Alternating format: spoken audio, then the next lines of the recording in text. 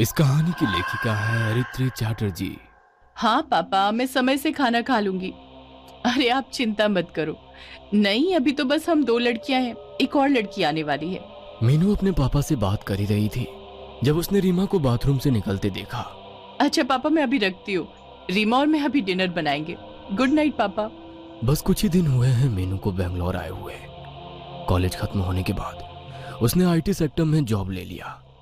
नए शहर में इंसान बहुत जल्दी अकेला पड़ जाता है, इसीलिए मीनू को जब इस गर्ल्स हॉस्टल के बारे में अपने ही ऑफिस कॉलीग रीमा से पता चला तो वो भी इधर शिफ्ट हो गई। मकान मालिक ने घर वर्किंग वुमेन के लिए हॉस्टल जैसा बनाया है। पहले और दूसरे माले पर 4 लड़कियां रहती हैं और तीसरे माले पर रहती हैं मीनू और रीमा। लेकिन उनके बाजू वाले कमरे में एक और नई लड़की आने वाली है।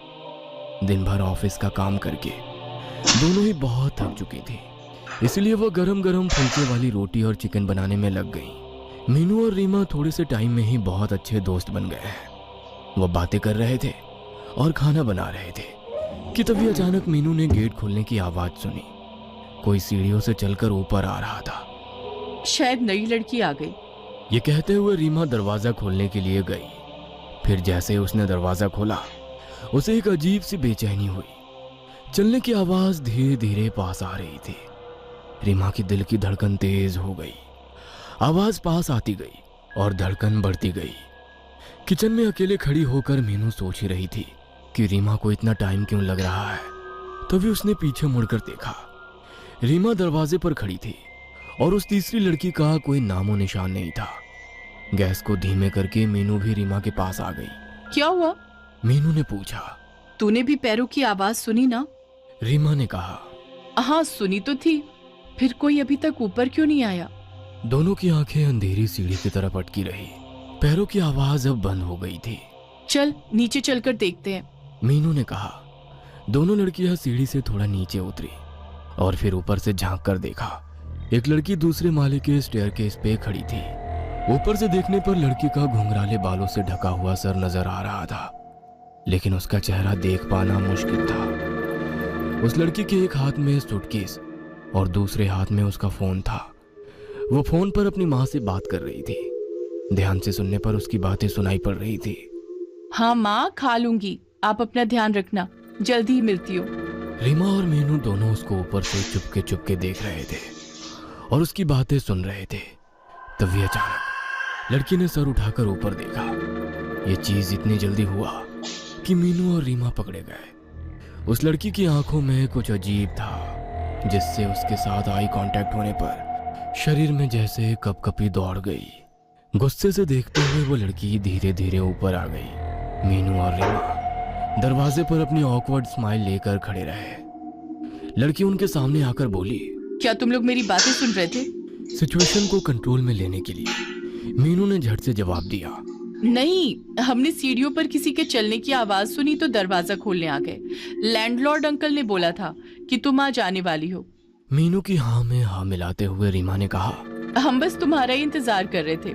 ये मीनू है और मैं रीमा। नई लड़की ने शक भरी नजरों से दोनों को देखते हुए कहा। मैं जामिनी। इससे पहले कि और बातें हो पाती, जामिनी अपना सूटकेस लेकर सीधा अपने रूम में चली गई और जोर से दरवाजा बंद कर दिया। बड़ी ही अजीब लड़की है ये तो, रीमा ने कहा। नई नई आई है, शायद फैमिली को मिस कर रही है। चलो खाना खाकर सो जाते हैं, कल सुबह मीटिंग के लिए जल्दी उठना है। मीनू किचन में वापस चली गई। खाना खाकर दोनों लड़की गहरी नींद सो रही थी। अचानक प्यास लगने पर मीनू जाग गई। पानी का जग मेज पर रखना वो भूल गई थी। रीमा गहरी नींद में उसी के बाजू में सो रही थी। कहीं उसकी नींद भी टूट ना जाए ये सोचकर मीनू बिना लाइट ऑन किए किचन की तरफ चलने लगी। किचन के बाजू में ही जामिनी का कमरा था। उसका दरवाजा तब भी बंद था। किचन से पानी पीकर मीनू अपने रूम की तरफ लौट ही रही थी कि तभी उसे किसी के फुसफुसाकर बात करने की आवाज सुनाई दी। ध्यान से सुनने पर समझ आया कि आवाज जामिनी के कमरे से आ रही थी। मीनू ने मन ही मन सोचा, ये लड़की इतनी रात गए किससे बात कर रही है?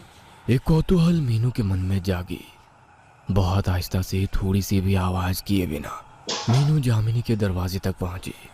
फिर उसने होल से रूम के अंदर झांक कर देखा तो जामिनी बेड पर बैठी है। उसके खुले काले बाल हवा में उड़ रहे हैं और उसके सामने टेबल पर एक कैंडल जल रही है।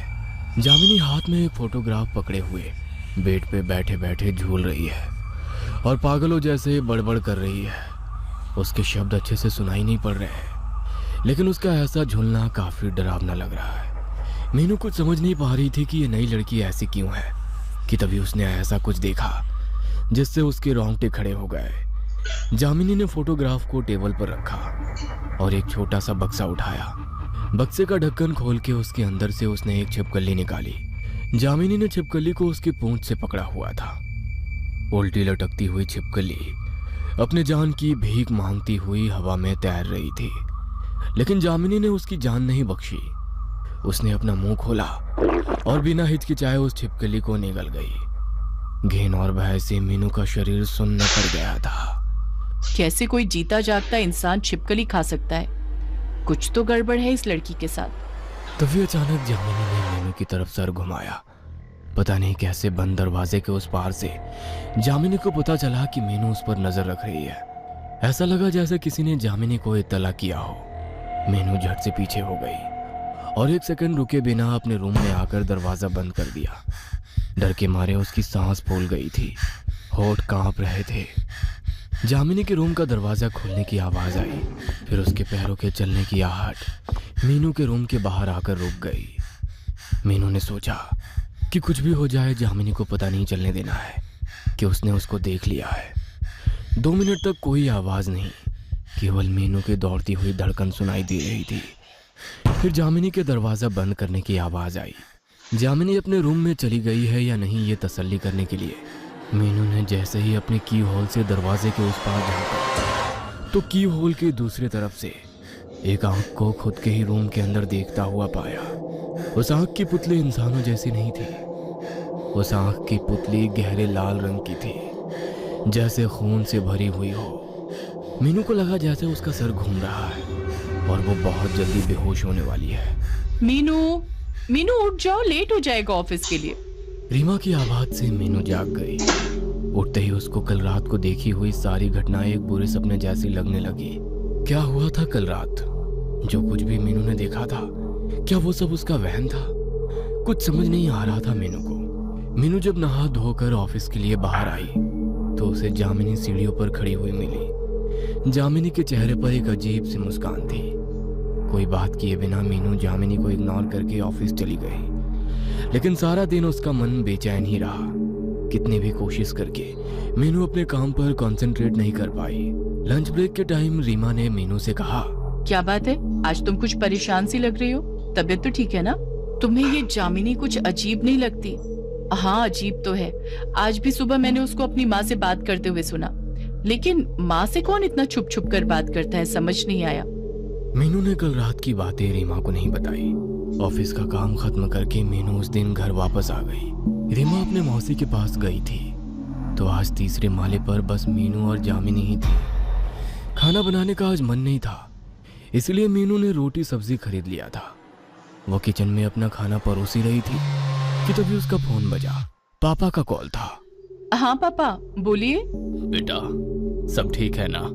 नई रूममेट से दोस्ती हुई? नहीं, वो उतनी बात नहीं करती। हाँ, मकान मालिक ने बताया मुझे।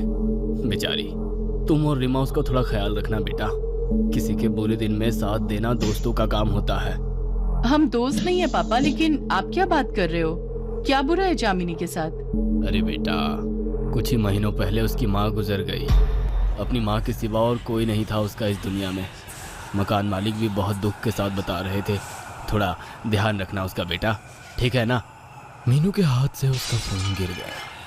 फोन का कांच टूटने की आवाज मीनू के कानों में गूंजती रही, लेकिन इस अचानक सदमे की वजह से उसका पूरा शरीर बर्फ जैसा जम गया था।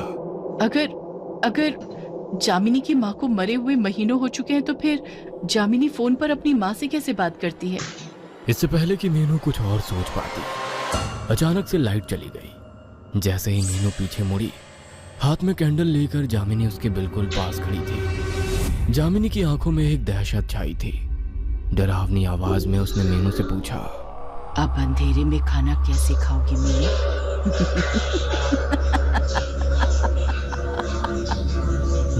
को खिलखिलाकर हंसते हुए देख मीनू का गला सूख गया। कैंडल की रोशनी में जामिनी और भी भयंकर लग रही थी। तुमने खाना खा लिया क्या? कांपती हुई आवाज के साथ मीनू ने पूछा। जामिनी फिर से हंस पड़ी। तुम्हें तो पता ही है मैं क्या खाती हूँ, है ना? मीनू के हाथ पैर सुन्न पड़ गए थे। फिर एक ऐसी घटना घटी जिसके लिए मीनू बिल्कुल तैयार नहीं थी। जामिनी पागलों जैसे हंसने लगी। उसका पूरा बदन हंसी के प्रकोप से कांपने लगा था। हंसते हंसते जामिनी की आंखें उसके सिर के अंदर की तरफ मुड़ने लगी और उन्हीं आंखों के दूसरी तरफ उस रात को देखी हुई लाल पुतलियों वाली आंखें निकल कर आ गई। वो आंखें किसी इंसान की नहीं थी, वो आंखें थी शैतान की। डरते हुए मीनू ने चिल्लाकर कहा, जामिनी, ये तुम्हें क्या हो रहा है जामिनी? लेकिन अब जामिनी का शरीर उसके बस में नहीं था। वो बिल्कुल बदल चुकी थी। उसके चेहरे से दरिंदगी टपक रही थी, जैसे वो बरसों से खून की प्यासी हो। धीरे धीरे जामिनी अपने सर को दाएं फिर बाएं हिलाने लगी और बचपन में सुना हुआ जानी पहचानी लोरी गाने लगी। लकड़ी की काठी, काठी पे घोड़ा, घोड़े की दुम पे जो मारा, हथौड़ा, दौड़ा दौड़ा दौड़ा घोड़ा, तुम उठा के दौड़ा। पर अब उसके गले से जो आवाज निकल रही थी वो किसी लड़की की आवाज नहीं थी, वो आवाज थी किसी पिशाच की।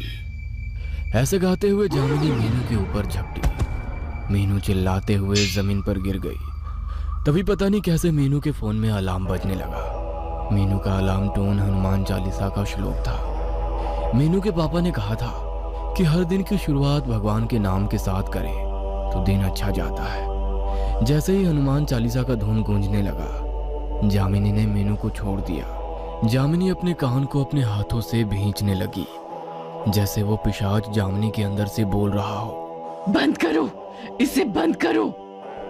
जामिनी का शरीर जमीन पर पड़े हुए कांपने लगा। उसके मुंह से काला खून निकल कर आने लगा। कुछ देर बाद जामिनी बेहोश हो गई। 2 दिन बाद जामिनी की अस्पताल में आंखें खुली। उसको कुछ भी याद नहीं था। डॉक्टर के मुताबिक जामिनी को अपनी मां के गुजर जाने के गम में दिल का दौरा पड़ा था। लेकिन मीनू जानती है कि जामिनी किसी अतृप्त आत्मा के वश में आ गई थी। शायद जामिनी जब अपनी मां को बुलाती थी तभी कोई पिशाच उसके दुख का फायदा उठाकर जामिनी के ऊपर हावी हो गया था। मीनू को अब यकीन है कि जामिनी उस पिशाच के हाथों से मुक्त हो चुकी है। लेकिन अभी एक बात जो मीनू को खटक रही है वो ये कि सुबह का मॉर्निंग अलार्म शाम की 7:30 बजे कैसे चालू हो गया था। क्या वो जामिनी की मां थी जिसने एक ही साथ अपनी बेटी और मीनू की मदद की?